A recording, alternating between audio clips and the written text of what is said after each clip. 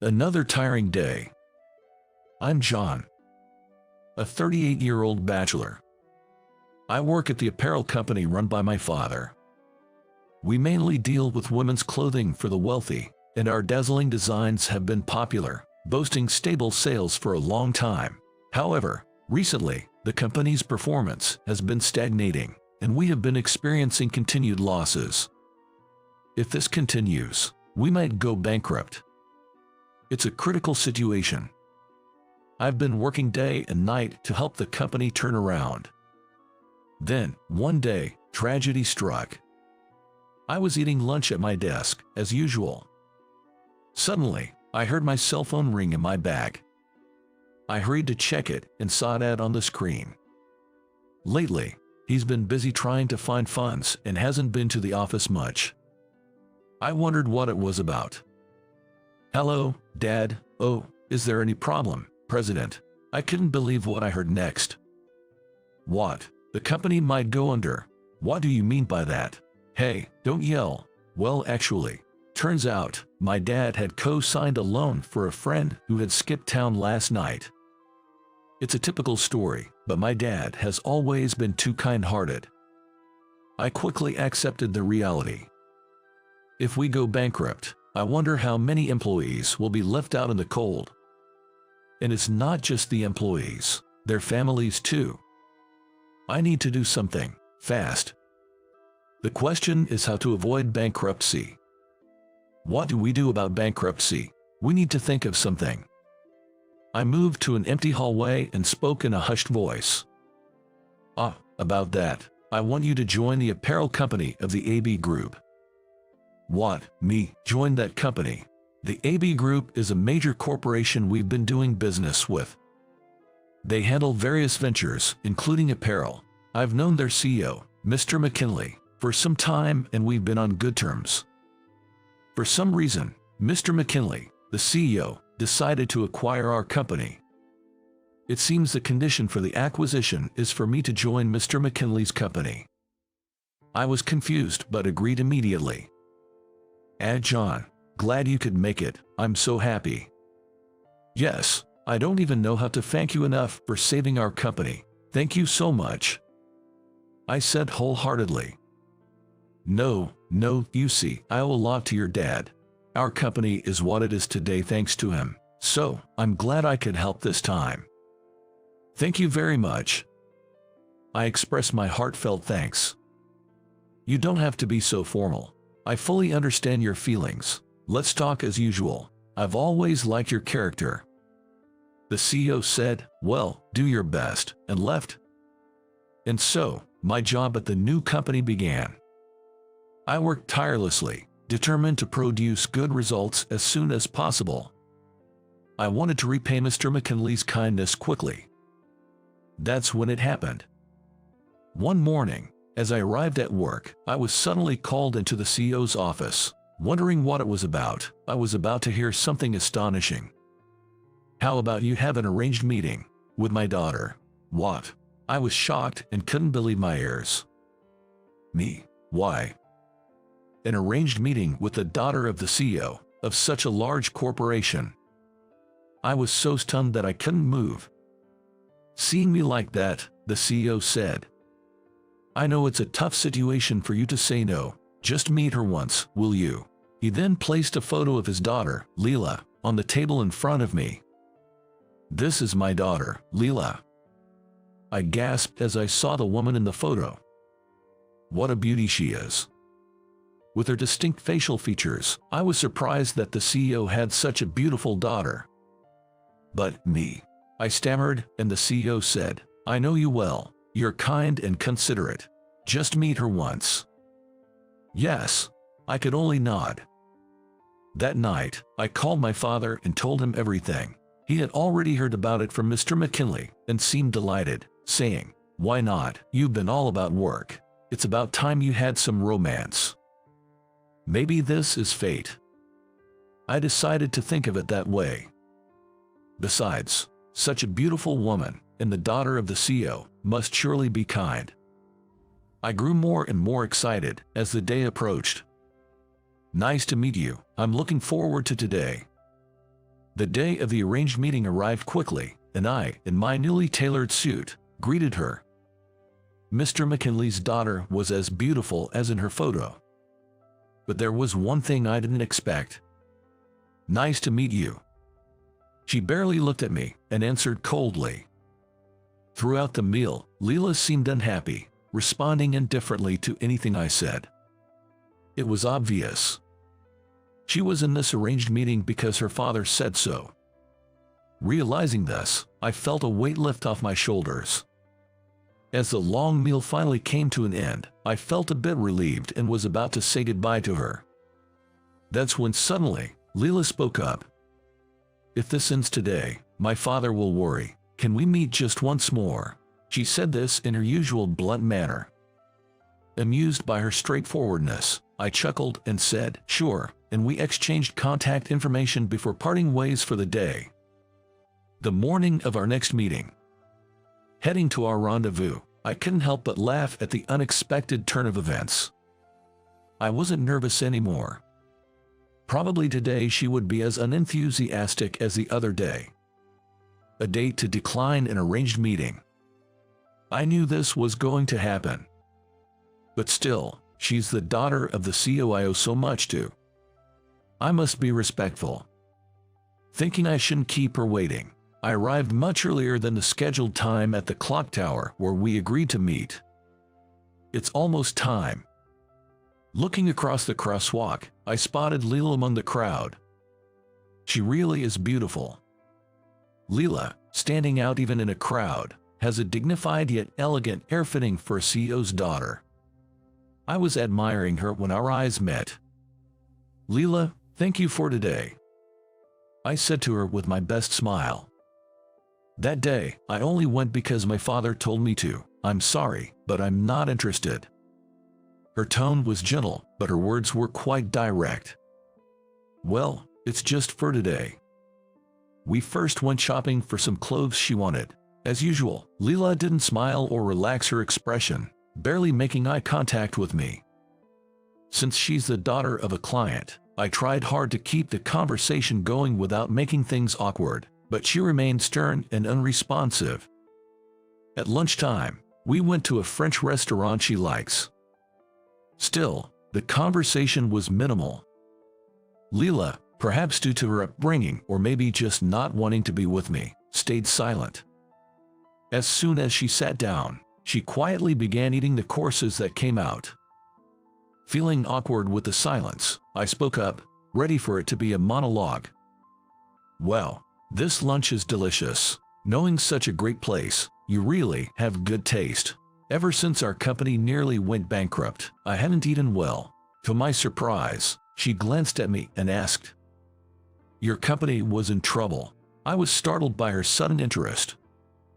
Not sure why she responded to this topic, I continued talking. "Oh, it was tough. Constantly in the red. Those might be new terms for you, Leela.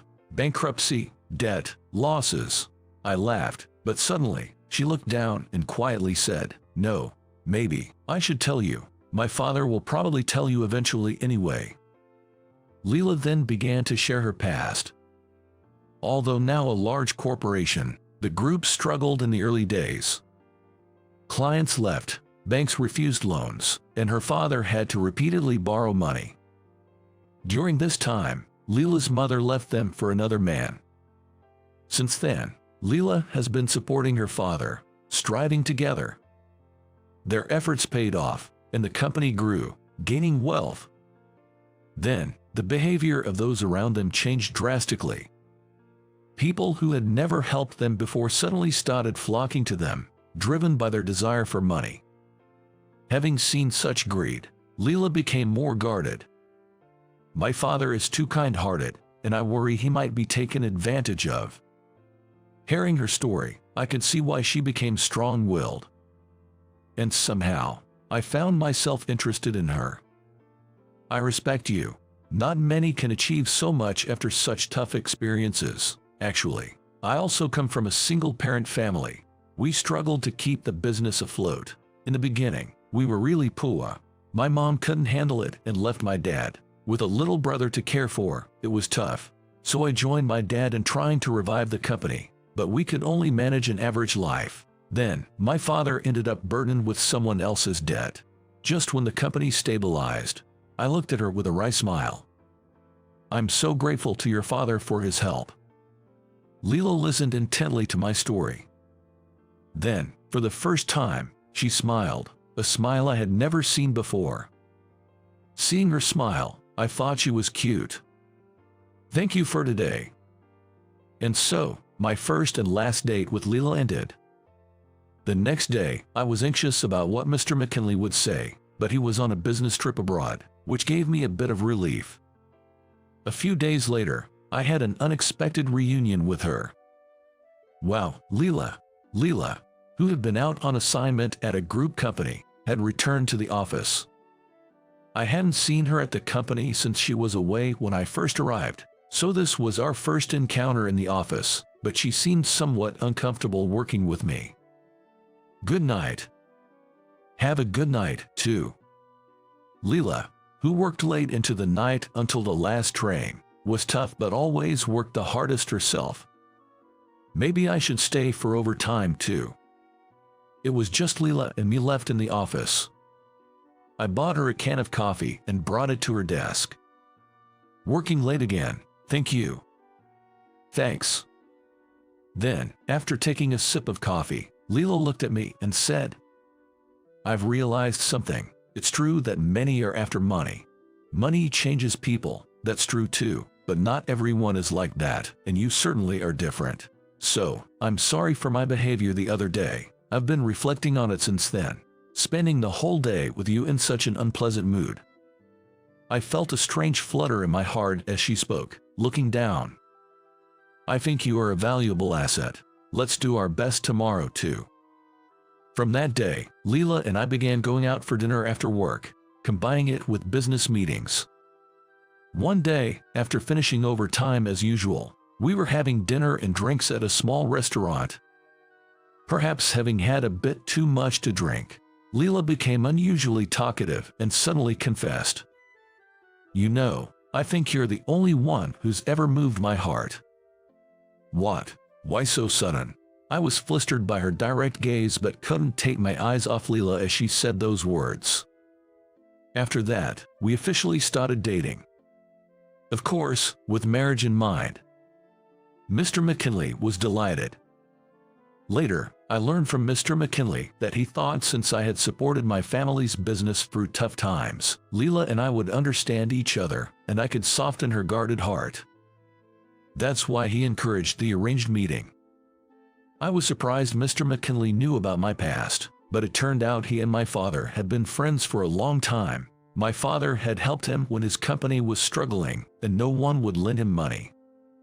Now, my father and I had been helped, and I had formed a connection with his daughter. Thinking about it, it seemed inevitable that I would end up with her. Leela, who had initially been so reserved, now often wore a bright smile. I felt happy to be able to bring that smile to her face. The restaurant that the high school dropout reserved sure is terrible. Let's head back. At the welcome party for the new employees, I had reserved a fancy restaurant. As usual, the director Michael, who always looks down on me as just a high school dropout, said that to make fun of me. This is why incompetents are useless. Really, what a waste. He probably said that to ease the tension for the new employees and make everyone laugh. However, he was the only one laughing at that moment. Since I, the target of his words, was feeling down, it created an awkward situation where no one could really laugh. But, oblivious to the atmosphere, Michael continued to badmouth me in the restaurant. Little did he know, he would face despair in just a few seconds. My name is John. I work for a company related to food ingredients. I joined this company after dropping out of high school, so my highest level of education is junior high school. Most people around me are professionals with college or vocational college degrees. Being someone who didn't even finish high school, I always had a complex feelings about my educational background for various reasons.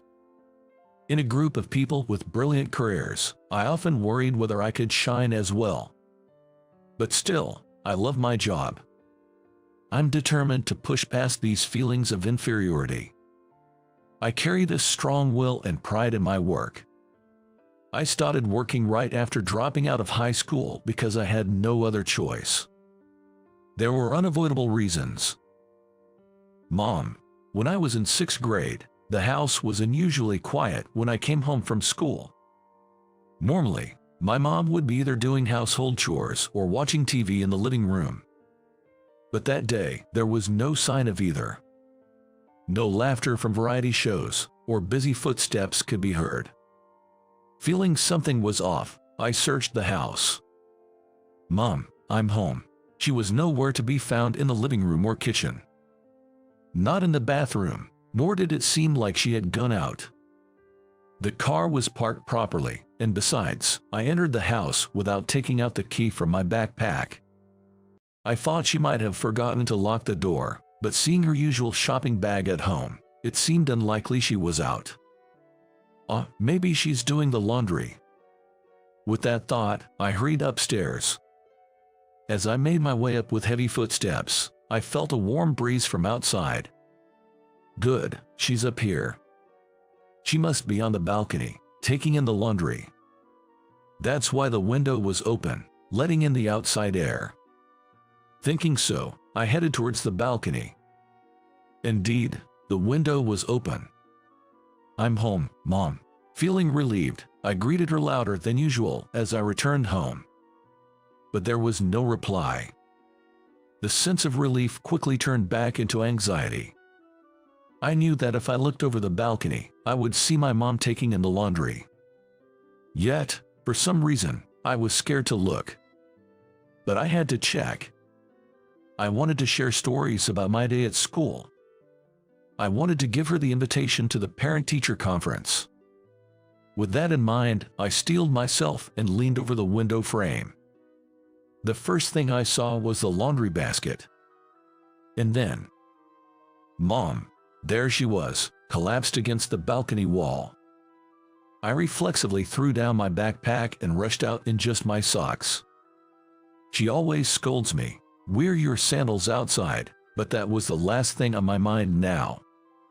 Mom, Mom, I called out to her several times, but still, there was no response. She seemed to have a wound on the back of her head, perhaps from falling. What should I do? What should I do? To make things worse, there was no one else at home. My dad was at work. My 2nd grade sister, Emily, had said she was going out with friends and their parents. And my kindergarten-aged brother, Sam, was at an overnight daycare. I was in such a panic that all I could do was shout, "What's going on, John?" But my shouting had an effect. I made such a scene that the neighbor from the house next door spoke to me from their balcony. "Mrs. Wilson, Mom has collapsed." "What? Call an ambulance." I reported the situation to her, half crying, and she rushed in with a pale face. That day, I never got a moment of peace.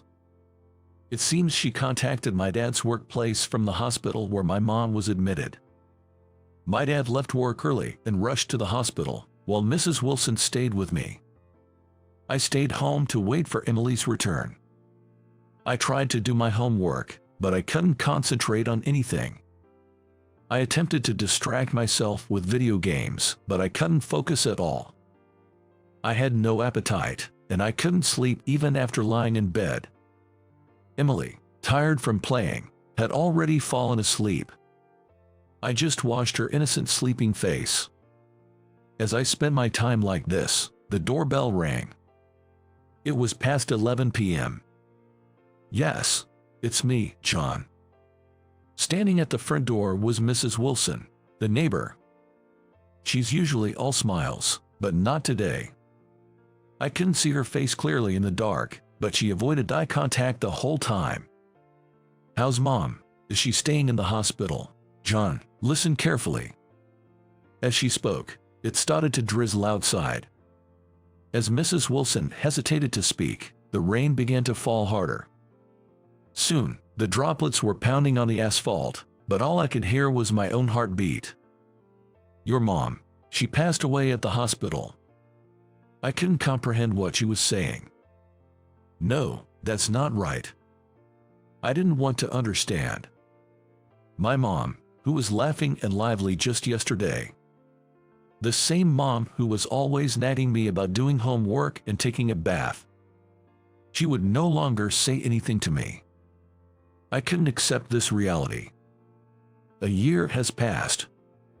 Attending junior high school, I started doing the household chores in place of my mom. Taking care of Emily and Sam was quite a task. Dad helped when he could, but there's only so much he could do after working late. "Thank you, Mrs. Smith. Goodbye," the class representative said that, and the homeroom period ended. While my classmates headed to their various clubs, I quickly packed my bag to head home. Normally, club participation is mandatory, but I was given special permission not to attend. Looking back, I'm grateful to have attended a school that understood my family situation and related issues. Man, my bag is heavy on the way home. I shop for dinner almost every day on my way back from school. I try to keep my load light, but somehow, I ended up with more stuff today. And of all days, it's the day I need to buy vegetables. Maybe I should go home first. I can't miss the vegetable sale today. I can do this. I've managed this same pattern before. If I rush home, I should just make it in time. And that's pretty much how my junior high school life goes. Hurriedly returning home from school, cleaning, doing laundry, shopping, and preparing meals. I spend most of my time on these chores. Mrs. Wilson, who knows our situation, picks up Sam from kindergarten since I couldn't make it in time. He stays with her until either Emily or I return from school. He must be a handful, but I can only be thankful to Mrs. Wilson for doing this. Well, dinner prep is done. The younger two finish their dinner and bath first. Then, I do the laundry, which has become our usual routine. I used to clean at this time too. I'll clean when I get back from school. Emily offered to do it, so I let her. I was a bit worried at first, but it turned out to be an unnecessary concern. Maybe she paid close attention to how Mom and I did it. Emily does such a good job, there's nothing to complain about. Now I need to eat and study until Dad gets home. As tests approach, the amount of homework increases. Sometimes it takes until midnight, but I don't want to use my family responsibilities as an excuse. I try to manage my time efficiently, regularly reviewing my studies. Well, thanks to this, I often can keep up with my friends' conversations. As tough as these days are, I've found a few small joys in my life. Wow, I can't believe how much it shrinks after cooking. It's about cooking. I'm fascinated by how vegetables, meat, and fish bought from the supermarket transform into delicious food. More precisely, what I enjoy is the transformation of ingredients. When you heat a pile of vegetables, their volume decreases significantly. Firm fish becomes flaky and tender when you boil or grill it. The flavors and final presentation change depending on the types and amounts of seasonings used. This magical transformation is fascinating to me. I'm not particularly skilled at cooking itself. I've always been clumsy with my hands, so I knew it wasn't my forte. Maybe I'll work in the food industry in the future. That's what I vaguely thought at that time. When I became a high school sophomore, life got a bit easier. Emily and Sam grew up and started helping out with household chores. I still didn't join any clubs, but the rush of junior high school days has lessened. However, another nightmare struck our family. A call came from the hospital to our home. Dad. When summoned to the hospital, I saw Dad lying in bed. Apparently, he had collapsed suddenly at work. I'm sorry, John. Dad was always energetic, but at that moment, he weakly apologized to me. According to the doctor, it was the result of accumulated fatigue exploding. Since Mom's passing, Dad had been working late every day. Although he survived, it seemed impossible for him to work as hard as before. I had been careless, thinking he was always been energetic, but the consequences of overworking always come back to haunt you. Don't worry about the house, I'm here, and both Emily and Sam are doing good. I said this to reassure Dad, but I wasn't reassured myself. We had savings, but they would run out soon. He needed to be hospitalized for a long time, which meant a period without income. Driven by this anxiety, I decided to drop out of high school and chose to work. As a result, I joined the food company where I am now. Although it was not under ideal circumstances, I managed to realize the dream I had since junior high school. 3 years have passed since I started working. I couldn't even follow complex adult conversations, but I managed to keep going because I enjoyed the work. If there's one concern, it's this. Hey, John, another mistake. This is why high school dropouts are troublesome. That's my direct supervisor, Michael. Sorry, I'll correct it right away. The mistake was my responsibility, but being berated with the term high school dropout doesn't seem quite right. Moreover, it's not done privately, but in front of the entire office, a large group of people. Initially, I didn't feel any particular way about my educational background, but after being ridiculed by Michael, I started to feel embarrassed. Most of my senior colleagues are college or vocational school graduates, and I often feel out of place. Hey, John, you know the new guy coming in? Michael, sitting next to me with a sneering smile, said. The new recruit coming soon, who will be my junior, seems to have graduated from a prestigious private university. He apparently belonged to a food-related research lab there. I bet he'll be a lot more capable than some high school dropout. Is that so? I wonder if I could have fixed my mistake in the time spent on this conversation. Focusing on Michael's taunting would eventually break me mentally. In my first year, I realized this and started internally retorting every time he said something. Surprisingly, this was quite effective, leaving me unfazed by anything other than the shame of my educational background. Funny thing, some in the department are suggesting you as a mentor. How about that? Me, a mentor? Surprised by the sudden news, I looked at Michael's face. I thought he was serious, but he was smirking again. Yeah, but that would be the other way around, wouldn't it? The other way around.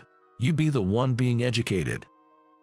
Leaving just those words, Michael went back to his own seat, laughing loudly with a gahaha. What a waste of time to take him seriously. Soon after, the new employee Michael mentioned arrived. He was a bright, impressive young man, older than me. He had a wealth of knowledge and experience and was quick to learn the job. I felt like he would surpass me in no time. I thought his arrival would be a great boost for our team, but his excellence only provided Michael with more fodder. You're really excellent, aren't you? Hardly any mistakes, just what you'd expect from a college graduate. The new guy, a bit embarrassed, repeated his thanks. Right, John, you think so too, don't you? Here we go again. Michael was asking me pointedly, his face bearing the usual mocking expression. Calm down, John. Getting angry or upset is exactly what Michael wants. Yes, I do think he's really amazing. Ha ha ha, look at you, acting all high and mighty for a high school dropout. Michael said, laughing. The new guy, others from our department, and I all had strained expressions. Doesn't he realize he's spoiling the office atmosphere?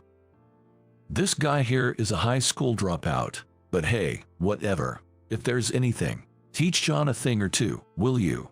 Me? Teach him. That's right. He doesn't know anything. In front of a laughing Michael and a forced smiling me, the new guy looked uncomfortable. Hey, you know what? Suddenly, as if remembering something, Michael pointed at me. Such rudeness, not just as a boss and subordinate, but even as human beings. But pointing that out to him would be endless. We're having a welcome party for this guy, and you're going to reserve the place. Pick somewhere fitting for a grand debut. All right. Understood. I'll handle it. I was surprised at the relatively reasonable instruction. What about the number of people and the schedule? What? You figured that out. You're the organizer. Okay, I got it. Our department has more than 10 people. Arranging everyone's schedules will be quite a task. And came the day of the welcome party. Having managed to coordinate the schedules, I reserved a high-end restaurant in downtown. Since Michael insisted on you decide regarding the budget, I chose an expensive place. It's probably going to be covered by expenses anyway. Everyone gathered at the agreed time, so I, having made the reservation, led the way in. We were escorted to a spacious room, with higher-ranking members seated towards the back. Wow, this is a nice place. The decor is nice too. Our department head, James, and the senior employees seemed pleased with the restaurant. The new guy looked really nervous. It must be his first time in a high-end restaurant. Overall, the reception seemed positive, but Michael alone looked unimpressed. I couldn't hear him clearly, but he seemed to be muttering under his breath. Let's say it again. Thanks for joining us. We welcome you. When James spoke as our representative, the new guy responded shyly in his usual manner. There was applause in the room, showing the warmth of our department. Michael, your turn. Michael, who had been sitting back with his arms crossed, remained in the same posture but started speaking when prompted by James. Just like James said, we welcome you. Coming from that famous university, you are already an elite. Unlike some incompetent, we have high hopes for you. We're looking forward to working with you. Not this again. Thinking this, I put on a forced smile. The atmosphere of the welcome party, which had been pleasant until a few seconds ago, began to turn a bit sour. As the course meal we had reserved was served, some time passed. However, Michael kept bringing up my education, tying every topic back to me. The senior employees tried to change the subject, but Michael would start berating with "This is why high school dropouts," at every opportunity. His persistent remarks were starting to get to me. The food, which should have been delicious, didn't taste quite right due to the stress. Does Michael forget that this is a welcome party for the new employee? Seems like he's just using the occasion to feel superior. Just when I was beginning to question this, a beautifully cooked steak was served. The steak was made from a premium-grade beef, skillfully prepared and marinated with red wine, making it a delicacy that worth of a high-end restaurant. The restaurant's website had boasted this as a specialty, so it must be delicious. A premier-grade beef steak, let's see. Michael took a bite of the red meat and, for a moment, his eyes widened before he set down his knife and fork. After chewing a few times and swallowing, he inexplicably turned his gaze to me. Well, this is definitely a place John reserved. What do you mean? I asked, not understanding his implication. Ignoring me, Michael put his knives back. He pushed the plate to the center of the table, indirectly suggesting someone else eat this. Apparently, it didn't suit his taste. He slurped his drink noisily and looked at me again. High school dropout's choice of restaurant is lousy. Let's leave, he announced loudly. With that remark, tension swept through everyone. The room started buzzing. No way. Is he serious? They murmured in disbelief. Hey, Michael. James, shaking with anger, addressed Michael, who was smugly enjoying himself alone. He was visibly pale and extremely agitated. Just then, a man appeared, opening the sliding door. He was a large figure dressed as a chef. What's going on? Sensing the odd atmosphere, Michael started looking around. James, still pale, informed him. This restaurant is one of our major clients. What? Michael was stunned by James' words. Observing this, the chef also spoke up. You're Michael, right? Do you not recognize my face? As a department head, he should at least recognize the face of a major client. But Michael looked confused and scared. Well, the owner of this restaurant, David. Have you forgotten? Oh, yes, David. Of course, I'm so sorry. I completely forgot, he said, layering excuses over a forced smile with a gentle tone. But David saw right through him. Didn't you find our food to your liking? No, not at all. It was very delicious. But just now, you clearly said it was awful, didn't you? It seems Michael's comments have been overheard. Michael's forehead was covered in sweat, clearly hit where it hurt by David's words. Michael still tried to make excuses. It was just a joke. Just playing with my subordinate. Right, John. He turned to me with the biggest smile I've ever seen, seeking help. After constantly belittling others, now he wanted help when in trouble himself. I couldn't help but feel the urge to vent all the frustration I had accumulated up to that point. Really, to me, it seemed like you genuinely found it awful, I said, and Michael frowned. He thought he was jumping onto a lifeboat, but it turned out to be a sinking ship. He shot me a look that said, "You'll pay for this later," but at this point, I didn't care. Come on, John. This isn't the time for jokes. Enough already, David shouted loudly at Michael, who kept repeating his pathetic excuses. The sheer force from the large chef made everyone in the room visibly flinch. Do you understand why I shouted at you, Michael? It's because I said the food was awful. Michael's demeanor was like that of a child being scolded by his father. I couldn't help but feel a laugh bubbling up inside. I know it's not the time to laugh, but I couldn't help it. No, that's not it. David shook his head in denial at Michael's dejected muttering. Looking straight at Michael, he continued. Tastes differ from person to person. Whether you find it delicious or awful, you're free to express your opinion. But, he said emphatically, raising his index finger. Firstly, you're a department head, aren't you? Not remembering the face of a major client is simply too careless. I'm sorry. Michael straightened up and apologized. David then raised his middle finger. Secondly, mocking John for his struggles. You keep taunting him about being a high school dropout, but is educational background that important? Can't you see he's working very hard under someone like you? I was so moved I nearly cried.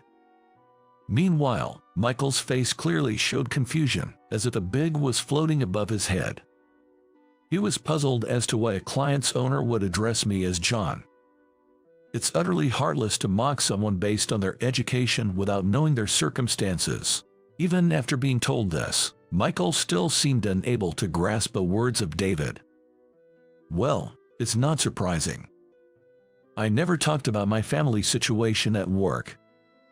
One day in my sophomore year of high school, after my dad had fallen ill, I took Emily and Sam to visit him.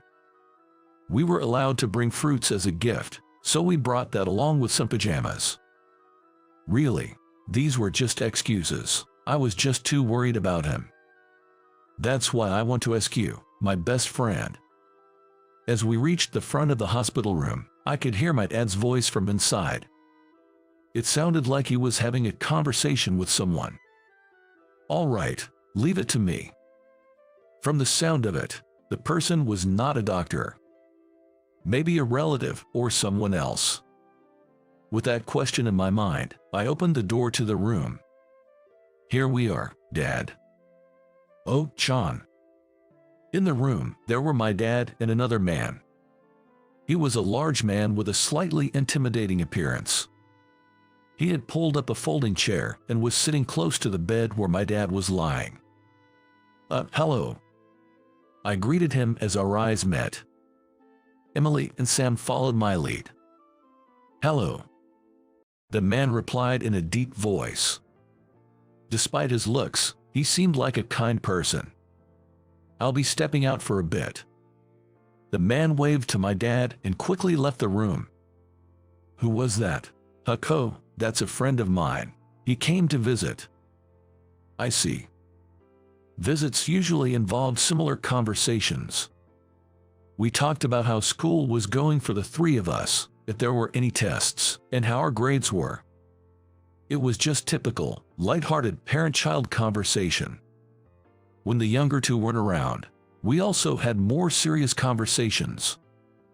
These discussions would be about the future, the household's finances, and such topics.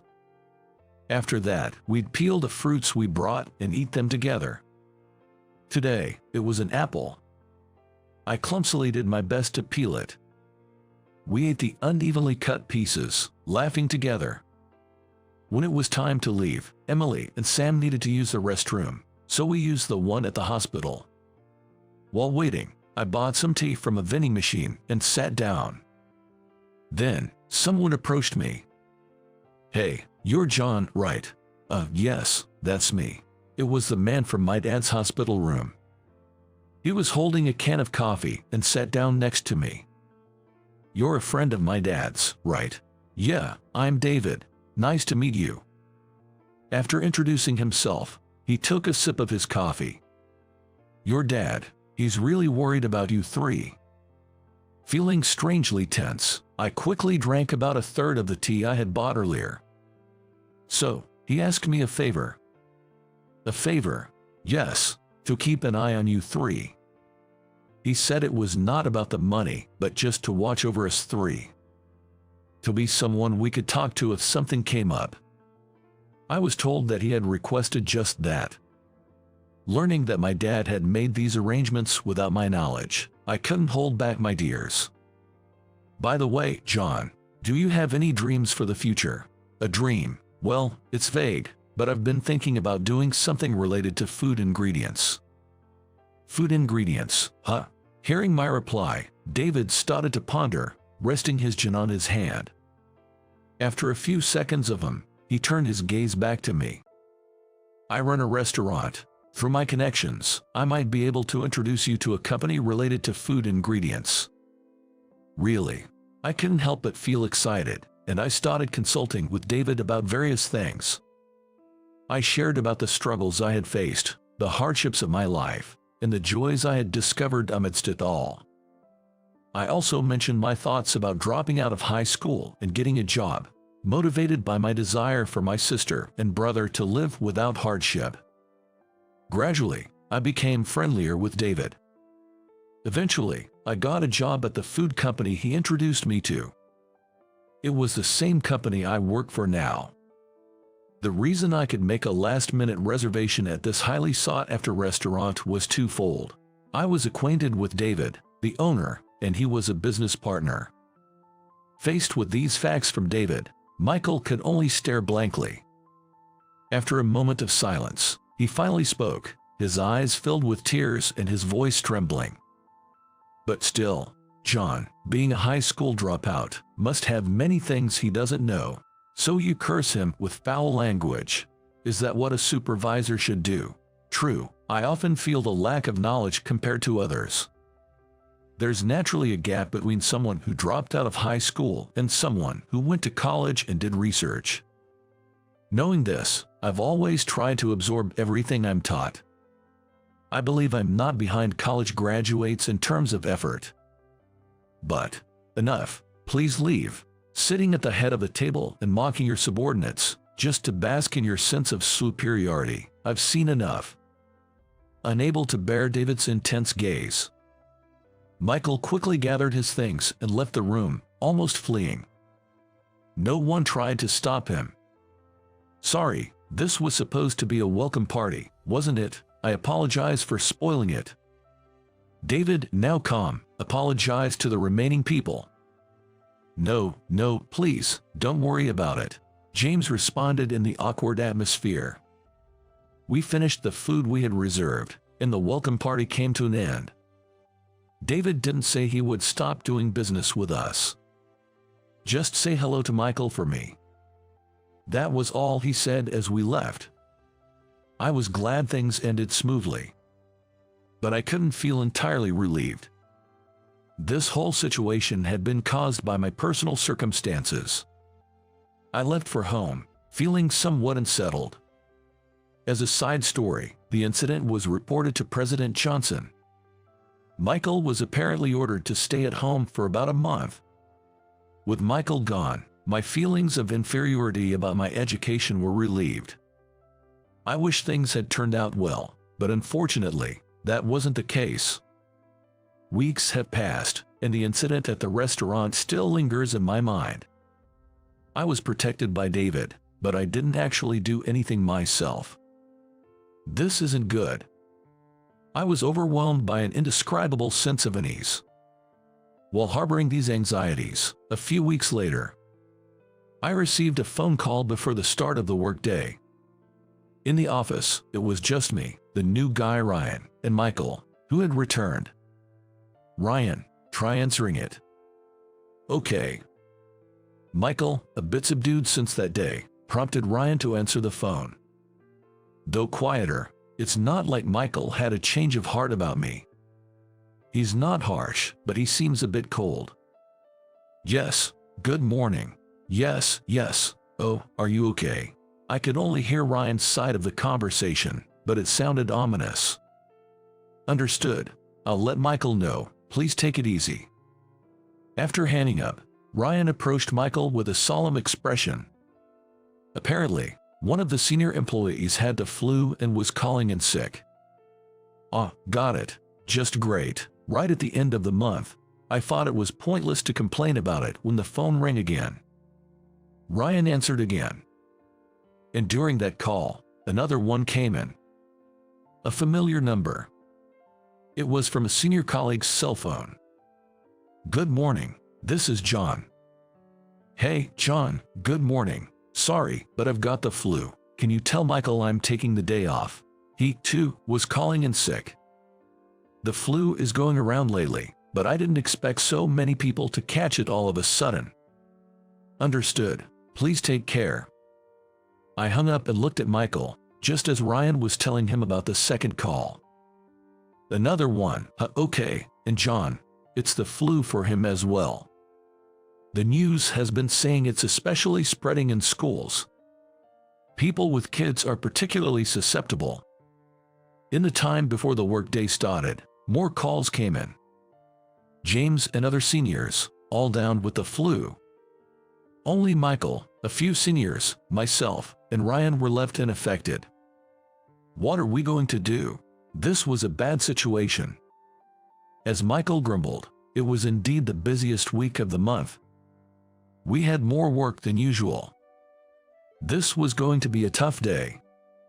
End of month meant deadlines for submitting reports.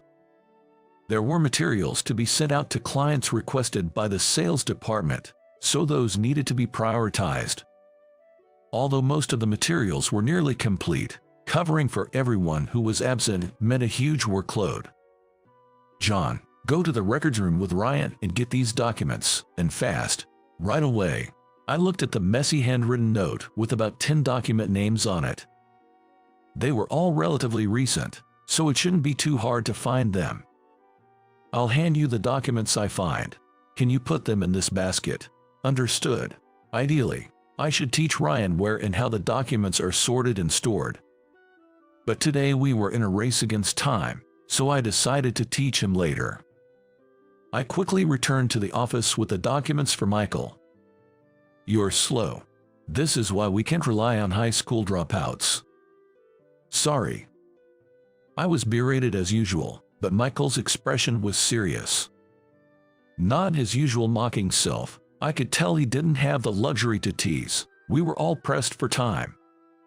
It was past midday. It wasn't just about creating documents for clients. They needed to be approved by a supervisor, in this case, Michael, before being handed over to the sales team. That's the protocol in our office. "Michael, I've sent 4 documents for your review." He didn't respond. But our eyes met, so I assumed it was okay. "John." "Joe, what's up?" While I was working on the 5th document, Ryan approached me. He turned his laptop screen towards me. "What should I do in this case?" For this, you do it like this." I wished I could teach him more thoroughly from the ground up. But again, We didn't have the time.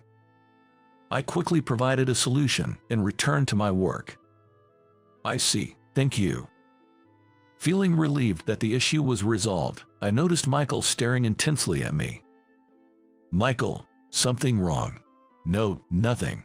Keep working. Don't waste time talking. Despite his stare, I mentally grumbled and resumed my work. By evening, I had become more accustomed to the hurried pace of preparing documents. It seemed manageable. But then, one of the seniors stopped working and seemed troubled. Are you okay? I might be in trouble. He said he was feeling feverish, nauseous, and had aches all over his body. Not being a doctor, I couldn't make any irresponsible statements, but judging from the situation, it seemed like the flu. After consulting with Michael, we concluded it was better for him to go home rather than risk spreading the infection. Sorry for leaving at a time like this. I'll take better care of my health. The senior left early, apologizing and looking guilty. We managed to complete the external documents just before the end of the day. But our work wasn't finished yet. With those down with the flu absent for the next few days, we had to get ahead on their work too, or we'd be overwhelmed. As a mentor, I guided Ryan while we both continued working. I worried about making mistakes but prioritized completing tasks. Finally, that night, we're done. The last task of the day was finished. The senior's words of relief seemed to lift the weight off everyone's shoulders. The clock was already pointing past 11 p.m. Yes, thanks for the hard work. I noticed that Michael, who had stepped away from his seat, was handing out canned coffees to everyone. He gave them to the seniors and Ryan, and finally approached me. John, can I talk to you for a sec? Huh? His demeanor felt different from usual. His voice and face were serious. He gestured with his thumb towards the office entrance. It was unable to find words. So, you got lucky and got fired. Then you desperately came to interview with us, an employee from a declining company. You're only good for menial tasks. He smirked mockingly and said, we don't need losers here. What? What's that? You gonna talk back to your boss? If you get kicked out of here too, you'll have nowhere left, right? What Jake said was true. To protect my family, I have no choice but to work under Jake. But the words that came out of my mouth were, I'd rather not, thank you. Jake's smile disappeared. Working under someone who complains about age isn't going to benefit me. Plus, you disparaged the company I worked for as a declining company. A company that can't respect its competitors will eventually fail because of young, ignorant, and arrogant people like you. Jake was enraged and said, what did you say? But I had already made up my mind. When I glared back, he seemed a bit intimidated and faltered. I'm sorry we couldn't come to an agreement. I'll be leaving now. I said this and left the room. I ended up quitting on my first day. As I approached home, I regained my composure. What have I done? What should I do now? Even though I was distraught, I couldn't go back to that company. I'm home. Hearing my heavy voice, my wife, who was in the living room, greeted me with a surprised look. What's wrong? Did you forget something? As my wife served a cup of coffee, I told her I got heated and left the company because of some cocky young boss. She got angry on my behalf, saying, what? That's infuriating. If that's how it is, let's get you into a better company and show them. There's surely a company that will appreciate your strengths. If needed, I'll work too. Let's work on this together. She patted my shoulder reassuringly. Her words gave me solace, and I felt motivated to resume my job search. When our daughter returned from school, she said, "Oh, Dad's off work again." But this time I was determined to find a better job. I'll start over once more. That was what I was thinking when an unexpected event occurred. That evening, while relaxing with my family after dinner, the doorbell rang at an unusual time. It was rare for someone to ring the doorbell at that hour. I answered the door. "Hello, who is it?" There stood a young woman, apologizing. sorry for bothering you so late," I exclaimed, in surprise. It was Sarah, the receptionist from this morning. "My husband was extremely rude this morning, and I'm really sorry about that," she said. "You're Jake's wife," she apologized again. She had watched me during that intense situation, noticing that I remained polite to the end. She praised me, saying she thought I was a truly wonderful person. It's a waste not to hire someone who can be courteous to everyone. So, I personally appealed to Mr. Johnson, the president. He has agreed, so I came here to invite you back. She had come all the way to scout me. True, I was polite, but I was also a bit sarcastic towards Jake, so whether I was truly courteous is debatable. "Mr. Johnson hasn't received your resignation yet. He, along with apologizing, would like to meet you again. Could you come to the office tomorrow?" I scratched my head, feeling a bit troubled. I was angry at Jake's attitude, but it's hard to outright refuse when asked so humbly. When I said, "I'll visit the office tomorrow," she looked relieved. The next day, Sarah, who had visited me yesterday, was waiting for me at the office. "I've been waiting for you," she said, leading me straight to the president's office. We then took the elevator to the top floor, where the president's office was located. "Excuse me, I've brought Kevin," she said, knocking on the door. A voice said, "Come in." Inside, there was a robust-looking man and Jake, who had been unpleasant to me. Upon seeing me, Jake said, "I'm terribly sorry for my rudeness yesterday," although he still seemed a bit arrogant. I felt a bit disgusted seeing Jake, but was somewhat taken aback by his apology. Then, Mr. Johnson also apologized. "I'm really sorry for what my son did," he said, to which I responded with surprise. Your son?" I looked back and forth between Mr. Johnson and Jake. They did resemble each other. Come to think of it, Emily had mentioned that she personally persuaded Mr. Johnson to keep me at the company. Being his daughter-in-law might have made it easier for her to convince him. Then Jake was asked to leave, and I remained with Mr. Johnson and Emily. That son of mine has always been too presumptuous, but he's still my beloved child. I wanted him to do well in this company," Mr. Johnson said, sighing with concern. Apparently, Jake, despite being capable, was impulsive and often acted alone, leading to discontent and resignations of talented people. Ideally, managers should have reprimanded him, but given he was the president's son, it was difficult for anyone to speak up, allowing his behavior to go unchecked. Mr. Johnson was considering how to deal with his son when he heard from Sarah that someone sternly reprimanded his son. "That was me yesterday. You told my son he was just a young man living on pride without knowing the world." Frankly, I was surprised, even impressed. What my son lacks is advice from a senior who, despite having family and sudden unemployment, stands up again.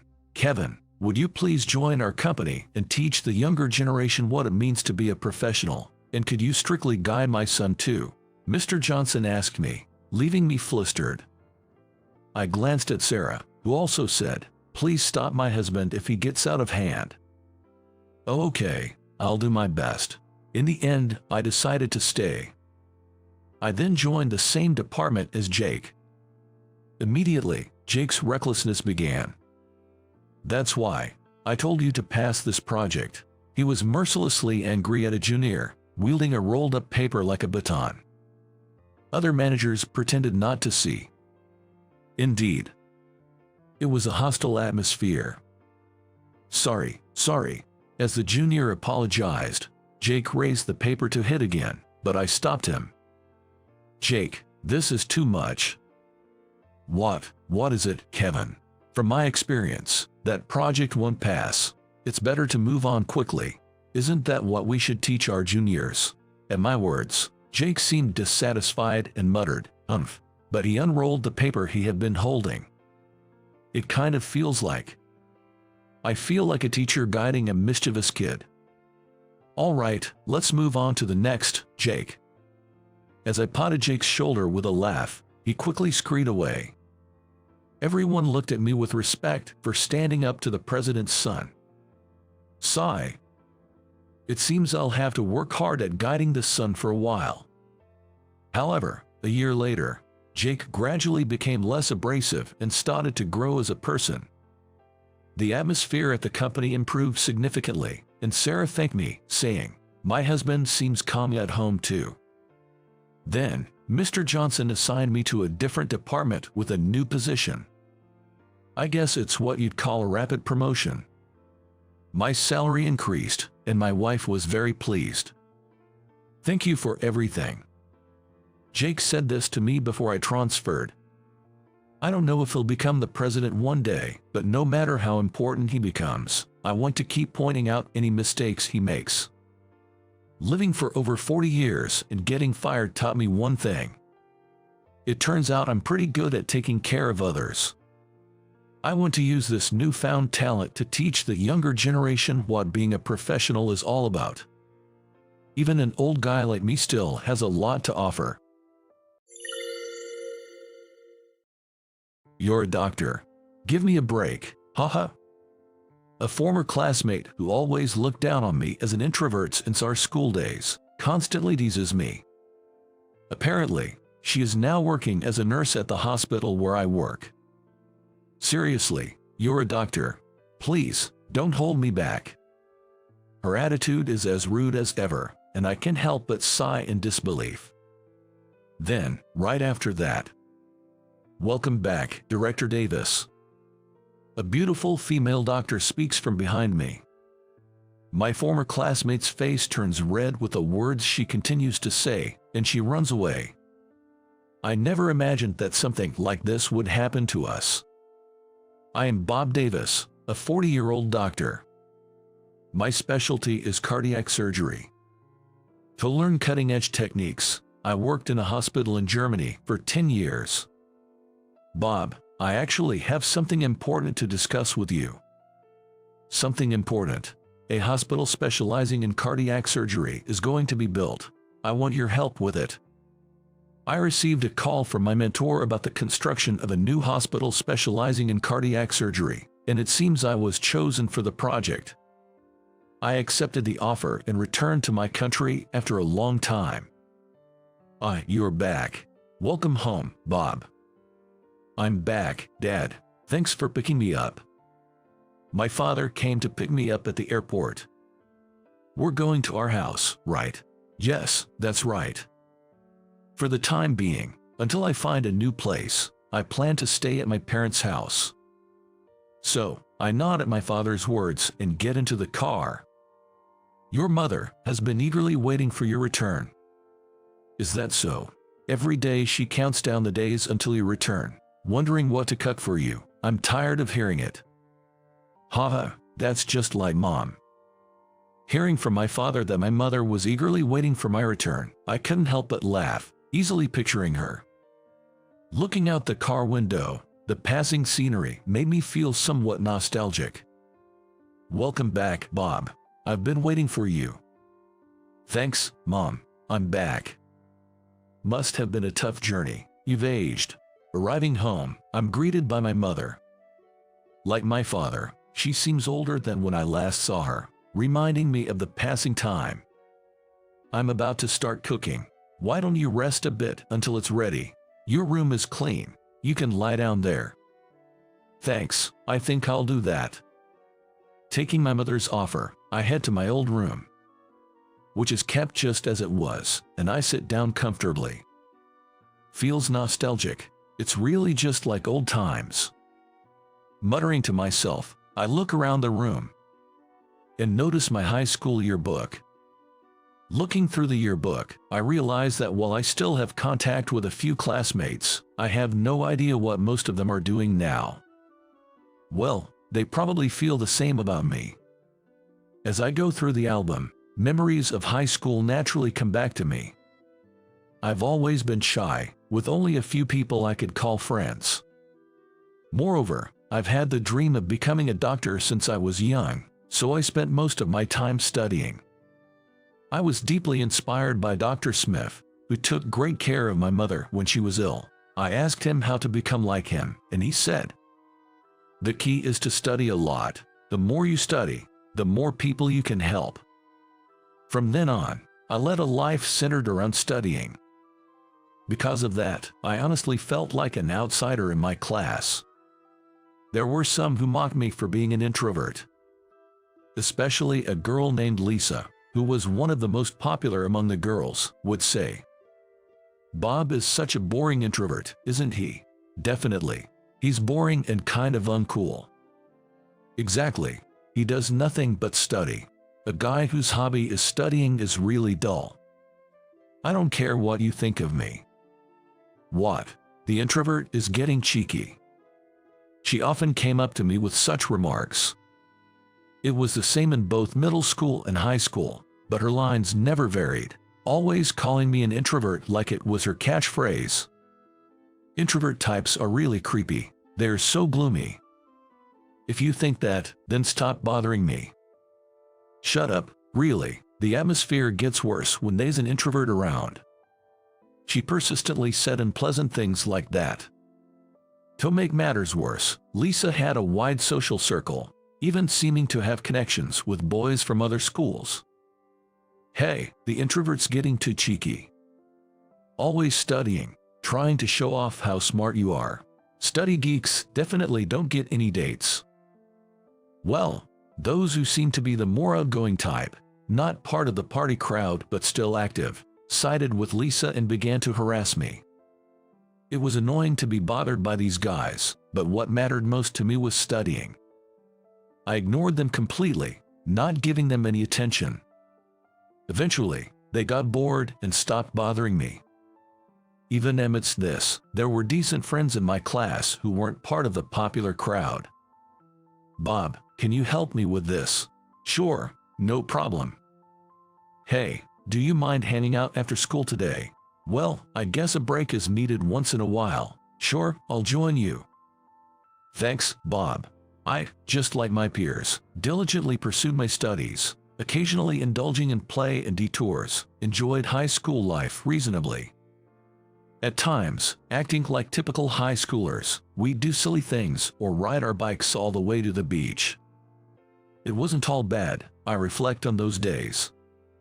When I hear my mom calling out that dinner is ready, I decide to put away the photo album and head to where my mom is. By the way, I'm still in touch with my friends from that time, and when they heard I was back in town, they suggested we grab a drink when time allows.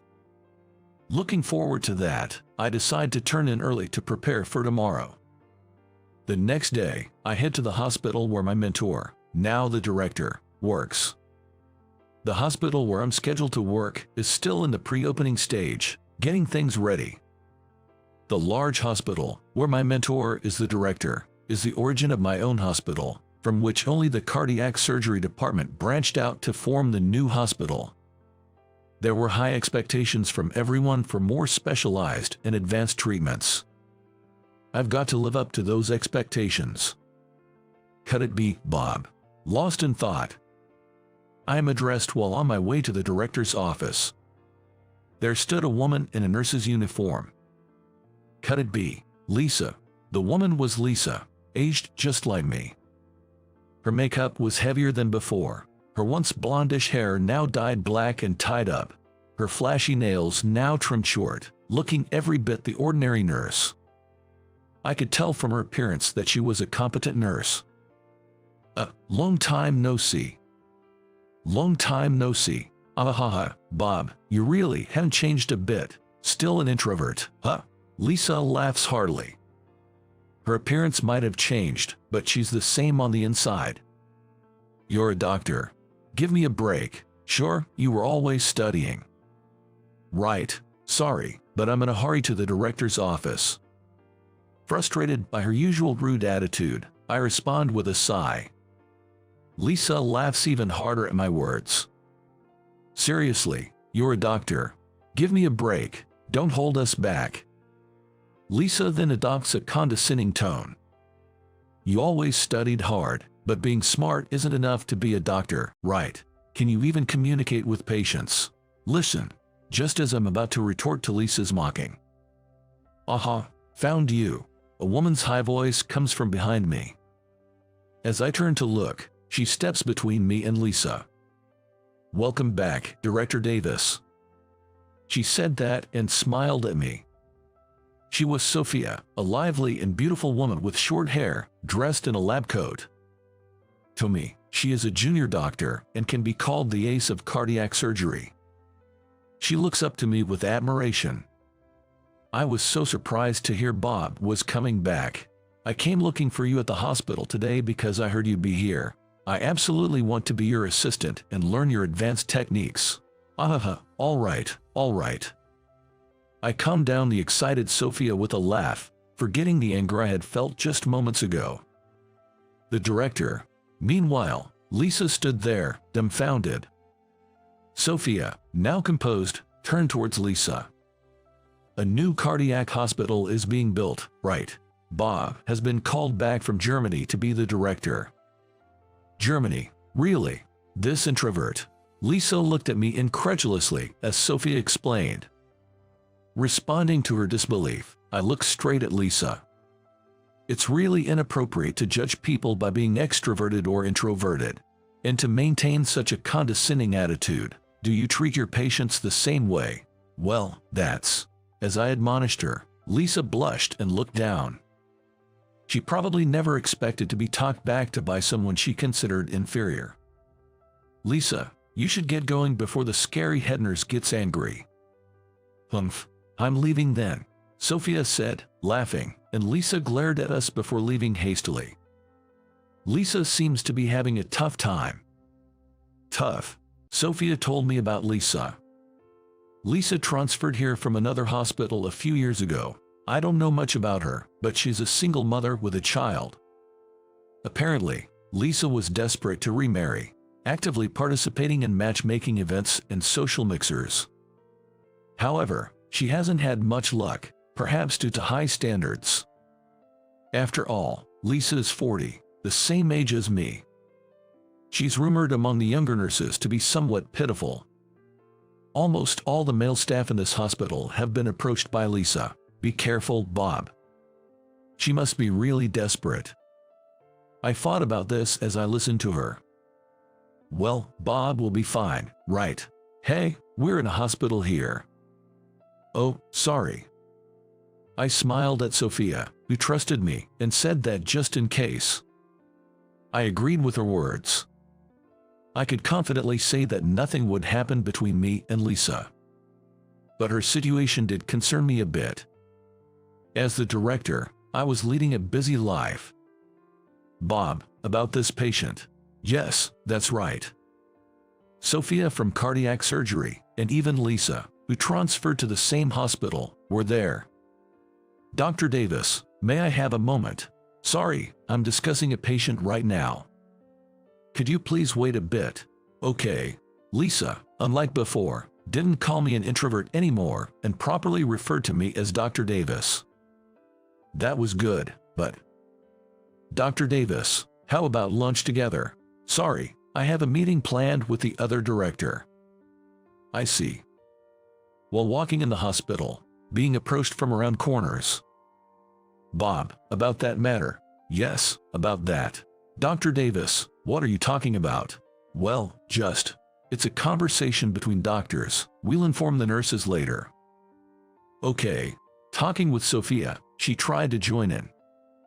For some reason, this person kept appearing wherever I went, trying to strike up a conversation. Isn't that person acting a bit odd? Sophia seemed puzzled by this behavior too. Then, one day, why don't we, as classmates, go out for a meal?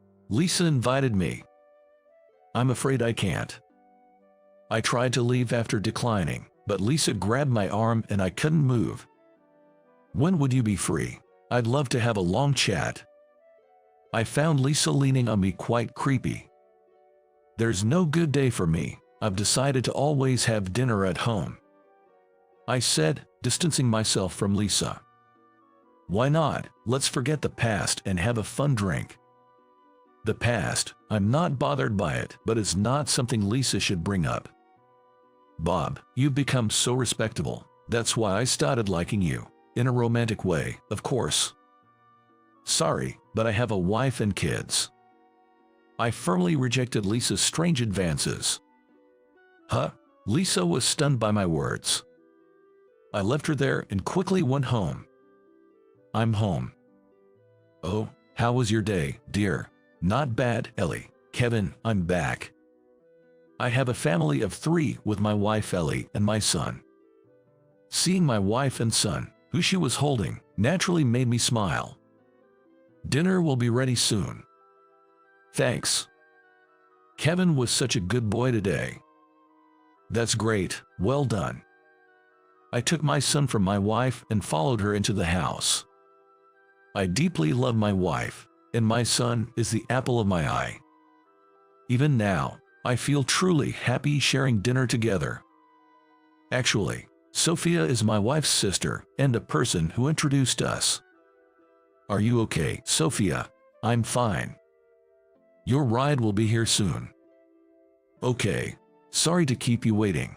It was Ellie who came to pick up Sophia, who had passed out at a medical department drinking party. She was so polite to us. I'm sorry for the trouble Sophia caused. Please have these snacks. Ellie brought snacks to apologize for her sister's trouble. Her manners were so proper, I almost fell for her at first sight. Ellie. Yes. I'm Sophia's senior. Would you mind exchanging contact information? Sure. After that, I went all out with my advances. I think I was unusually assertive for me. Bob, do you like my sister? Oh, yes, I do. Then, I'll help you. I'd be happy to see you and my sister, whom I admire and love, happy together. With Sophia's support, I was able to marry Ellie. So, Sophia is not only my sister-in-law, but also, in a way, my benefactor. Back then, Sophia trusted me completely, knowing how head over heels I was for Ellie. Actually, I've been asked to come back to America. Really? And since you're pregnant, how about going back earlier for a hometown childbirth? That would be great. I appreciate it. My wife had come to Germany with me, but when she got pregnant, we were offered to return to America. Seeing it as a good opportunity, I decided to go back and sent my wife ahead to prepare for childbirth in America. She went to stay at her parents' house. After I returned to America, we settled into a new house, having just moved recently. We had stayed at my parents' house for a short while until we found our new place. I didn't want our precious family time to be disturbed, so I have been turning down various drinking and dining invitations. Even a meal with old friends was postponed. Speaking of which, I got teased a lot for being so la vie de vie when I mentioned this. Anyway, this time with my family was a treasured moment for me. Where's Lisa? She's off today. The next day, Lisa took a day off. I thought she might have felt awkward after what happened. Her child is not feeling well. Is that so? Turns out her child was sick. Lisa is a single mother. She's probably the only one who can take care of her child. Her daughter often gets sick and needs nursing leaves. I see. Thank you for letting me know. Maybe Lisa is struggling more than I knew. I asked Sophia about Lisa too. After you left yesterday, Lisa's mother called about her daughter's condition. Does she take time off often? Yes. I heard she has a 5-year-old child. Is it common for the child to get sick so often? I'm not sure, but it's possible the child has some illness. Hearing this, we became concerned about Lisa and her child. Oh, a message from Jacob. Jacob is my mentor and the head of the hospital that called me back. He was the surgeon for my mother and advised me on becoming a doctor. I still respect him a lot. Jacob, what's up? I want to transfer a 5-year-old child with a heart condition to your hospital. Okay, please send me the medical records. Thanks, I'm counting on you. Upon reviewing the medical record, I was shocked. The patient was Alice, Lisa's daughter. I decided to ask Lisa for details when she came for the transfer procedures. Alice, my daughter, has a congenital heart condition. She's already had surgery when she was younger. She's had surgery before. Yes, but it wasn't fully treated, and she's been in and out of the hospital. This is her third transfer. It sounds serious. She can barely manage daily activities. I want to send her to daycare, but it's difficult, so my mother usually takes care of her. Lisa, speaking like this, was not her usual lively self, but a mother truly worried about her child. I really want to be with her, but I have to work to earn money. Lisa said, tears streaming down her face. What about her father? After learning about Alice's illness, he left a divorce note and disappeared. I haven't been able to contact him since then. I really don't know where he went. Lisa, sorry for asking, but are you okay? Thanks. I wanted to remarry for money. I thought a doctor would have money I needed for Alice's surgeries. I patted Lisa's back as she lamented. There's a high medical expense system in America, and children's medical fees are subsidized by the government. It shouldn't be an unpayable amount. I know that, but I was told her condition couldn't be treated in America. It would cost a fortune to go abroad for surgery. Lisa raised her voice. I looked at her squarely. There's no need to go abroad. What? I said quietly, and Lisa looked stunned. I'll treat her. Leave it to me. Bob, Dr. Davis, please take good care of Alice. I performed Alice's surgery with Sophia as my assistant. We'll definitely cure her. Yes. The surgery took time but was a success. Mommy, I want to go to school. Yes, you will. Let's focus on getting better for now. Okay. Alice gradually regained her health. If things continue like this, she should be able to attend elementary school. Dr. Davis, thank you so much. Yeah, I'm glad we could treat her. Lisa expressed her gratitude. And about what happened in school? Yes. I know saying sorry isn't enough, but I'm really sorry. She then deeply apologized for her past harassment. I can forget the past, but it has nothing to do with my work. A doctor puts their all into treating any patient. Thank you so much. Lisa smiled through tears. After that, Lisa became more dedicated as a nurse. She gained more trust from patients due to her gentler demeanor. Having the opportunity to see her daughter getting better during breaks must have been a blessing for her. Bob, there's a suspicious person. What? Let go of me. One day, Sophia brought in a blonde man, claiming he was suspicious. Are you Lisa's acquaintance? Seeing him, Lisa was initially shocked, but her expression quickly turned to anger. Let me hit him once. Hey, calm down. Please stop, Lisa. So, Lisa tried to grab the man, and Sophia and I had to desperately stop her. Don't stop me. That idiot is my ex-husband, the one who left the divorce note and disappeared. He disappeared when things got tough, and now he shows up out of the blue. Wait a minute, don't hit him. That's not the solution. Eventually, we calmed Lisa down and took her and her ex-husband to the director's office to talk. The blonde man was David, Lisa's ex-husband and Alice's father. Lisa, I'm truly sorry. David knelt down in front of Lisa. I heard you were working here and thought maybe I could see you. That's why he was acting suspicious in the lobby, staring at the nurses. I caught him thinking he was a suspicious person. Please don't do anything dangerous next time, I said, smiling wryly at Sophia's words. I've already asked, but what do you want after all this time? I wanted to give this to you. David pulled in a 4-size thick envelope from his bag.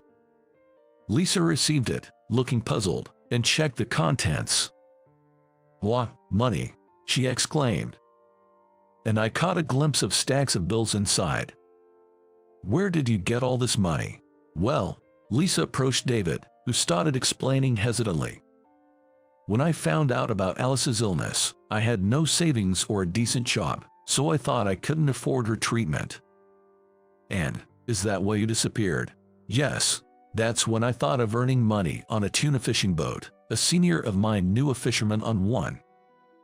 David had boarded a long-distance fishing vessel, traveling the world's seas for 5 years. The money in the envelope was the result of his efforts. I couldn't contact anyone because I was on the fishing boat. I heard about this hospital through an acquaintance and then found out Lisa was working here. David looked at Lisa with an apologetic gaze. Why didn't you consult me before doing something like this? Do you know what I've been through? When I found out about Alice's illness and you disappeared, Lisa was tearfully confronting him. I'm an idiot. I thought this was all I could do. I acted immediately. I'm really sorry, Lisa. You're really an idiot. I was so worried. I'm glad you're safe. Lisa hugged David, who was smiling sadly, with tears in her eyes. It's good. They cared for each other after all. Watching them, Sophia clapped with tears in her eyes. This settles it then. I muttered to myself, relieved. Afterward, Alice continued to recover without any complications. I'm home, Alice. Daddy, I've got a present for you today. Yay. Initially wary of the father she'd never seen before, Alice quickly warmed up to David, who was good with children. It's annoying how she warms up to him so quickly. Come on now. Lisa looked at David with a pretend pout. Lisa and David remarried soon after. David pursued her relentlessly. Really, he's such a troublemaker. He was so persistent, I just gave in. Despite saying this, Lisa might have been waiting for David's return all along. Actually, at the mixer, Lisa was approached by some high-profile guys. Really, but she didn't show interest, probably because she couldn't forget David. Seems like it. David, despite being a day laborer, has found work and is working hard, and because of his good nature, it's believed that he'll eventually become a full-time employee. He is currently striving to live with Alice, who is expected to be discharged from the hospital soon. I don't want to see a child suffer. It was truly wonderful to see a happy family of 3 holding hands together. I heard about Alice from Sophia. It's great that 3 of them are back together as a family. Yes. Jacob seemed to have been concerned about Alice too. He contacted us happily after hearing our report. Seeing that family reminds me of you when you were young. What? Seeing how you worried about your mother, I was determined to get her back for you. Not just the 2 of you, but all 3 of you out of the hospital. Really? I never knew that. This was the first time I had heard this story. In fact, I just found out that Jacob remembered me. I was right. I've believed since then that you would become a good doctor. Thank you, Jacob. I'm counting on you. Thank you. By the way, Sophia, who reported about Alice and brought us together and secured David, was a big help. Oh man, I thought I was fine being single. Now I want a family too. She muttered that. She is single, but with her looks, she is popular among male doctors and nurses. If she's willing, we'll soon hear happy news about her. Then, the time came for a meal with friends I had kept waiting. You're a celebrity now, Bob. Stop it. But achieving your dream is amazing. Everyone looked older, but inside they were much the same as before. Who's picking you up today? Oh, my sister-in-law is coming. That's a good sister-in-law. My brother is coming for me. Your much younger brother, right? Yeah, he's of a good age now. I wish someone would take him off my hands. A few hours later, we dispersed as our rides arrived. Bob, I talked a bit with a man who came to pick up your friend. He seemed nice. Oh, an unexpected match might be forming. Then, through an old friend, they exchanged contact details and quickly got close. I never imagined Sophia getting married. Well, she looks happy, that's good.